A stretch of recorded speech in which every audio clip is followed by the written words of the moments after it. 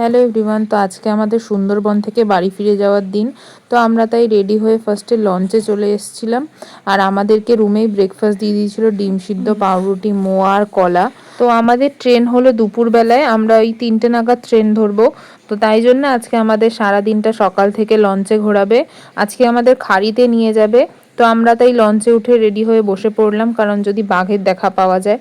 তো তারপরেই সামনের দিকটা এসে একটু রোদ পাচ্ছিলাম, তখনই দেখা পেলাম একটা কুমিরের একটা ছোট্ট বাচ্চা, যেটা সাইডে একদম পাড়ে রোদ পোহাচ্ছিল।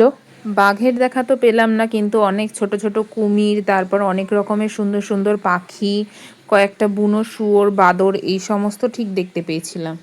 আশেপাশে অনেকে ছোটোখাটো নৌকা নিয়ে জেলেরা এসে কাঁকড়া, অনেক রকমের মাছ সব ধরে নিয়ে যাচ্ছে। আর এই যে বক, তারপর কত ছোট ছোট পাখি, নানান রকম কালারের, ব্লু কালারের, এই সমস্ত পাখি দেখলাম।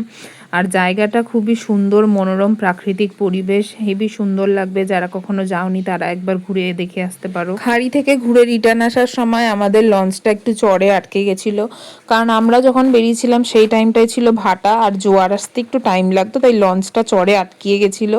তারপর লঞ্চটা ছাড়িয়ে নিয়ে আমাদেরকে হোটেলে নামিয়ে দিল। হোটেলে আসার পরে আমাদেরকে ভাত দিয়ে দিল, ভাতের সাথে দিয়েছিল আলু ভাজা আর একটা ডাল আর একটা 5 মিশালি সবজির তরকারি।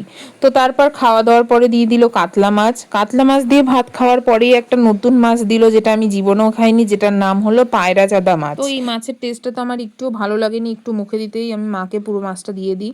তারপর খাওয়া দাওয়া কমপ্লিট করার পরে আসলো পাঁপড় আর চাটনি। তো খাওয়া দাওয়া কমপ্লিট করে আমাদের গাড়ি চলে আসলো, আমরা তারপর বেরিয়ে পড়লাম, ট্রেনে উঠবো বলে ক্যানিং স্টেশনের জন্য রওনা দিয়ে দিলাম।